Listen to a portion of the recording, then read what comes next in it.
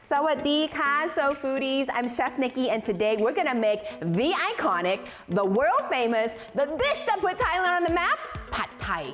I have 3 versions of Pad Thai in my cookbook. The classic Pad Thai with rice noodles, Pad Thai Wun Sen with clear noodles, and Pad Thai No Sen with no noodles at all. They're all simple, easy, and fast to make.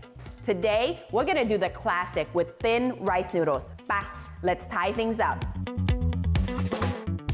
So, we all know what Pad Thai is, and that's why you're here. Let's talk about what Pad Thai is not. Pad Thai is not made with the peanut sauce. It just has crushed peanuts on it.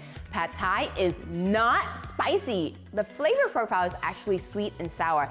And Pad Thai is not the most popular dish in Thailand. I'm sorry to burst your bubble. Depending on where you are in Thailand, there are many versions of Pad Thai. Mine is more Central Bangkok style, made with ingredients easily found outside of Thailand. Let's jump into the most important part of Pad Thai, the sauce. It does require 2 exotic ingredients, the tamarind and the palm sugar. Here's a sweet fact. Palm sugar has a low glycemic index, which makes it a great natural sweetener substitute. If you're diabetic or sensitive to sugar, try it. It actually tastes like cotton candy to me. Let me know in the comments if it tastes like cotton candy to you.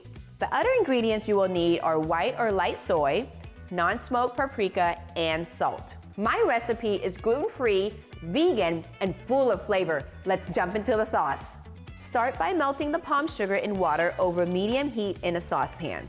Add the rest of the ingredients and reduce it to about half over high heat. This should take about 5 to 10 minutes. Or if you want something simple and easy, just go and get my Pad Thai sauce at chefnikki.com. Pad Thai sauce can be used in other ways as well. You can use it as a dipping sauce or a condiment. It can also be used as a marinade for meats. I have a friend who uses this sauce in a crock pot recipe. Hi, Jessica! Let me know in the comments how you're gonna use this sauce. On to the second part of the recipe, the noodles. You will need to first soak the dried noodles for about 2 hours in lukewarm water, enough to cover the noodles. Chef tip, don't use hot water or else you're gonna have mushy noodles when you're doing the stir frying. When the noodles go from clear to white and can't absorb any more water, drain and set aside. The key process for having the perfect noodles is to soak, steam, and stir fry. Keep watching and you'll see why. Now, get your large non-stick wok or skillet and heat some oil over medium-high heat. Add the tofu to the wok to fry up. Once the tofu is ready, remove it from the oil and set aside on a paper towel. Add chicken and stir fry it until fully cooked. Then, add the shrimp and cook until it is no longer translucent.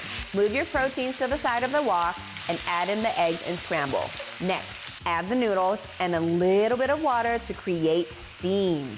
The steam is important here in this process to keep the noodles whole without overcooking it.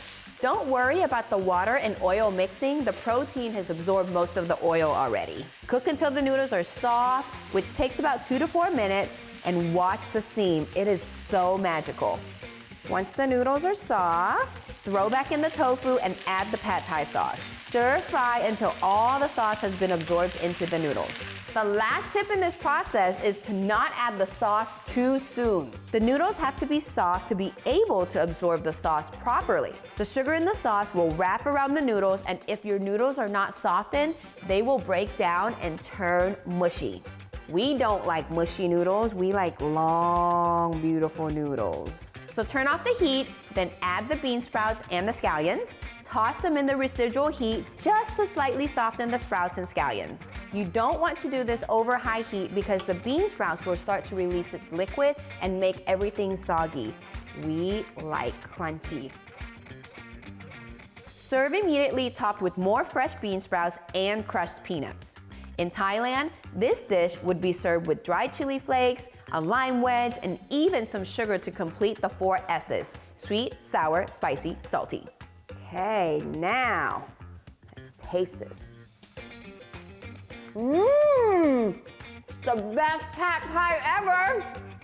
It's so good. Sweet, sour, salty. It's so good, I can't stop.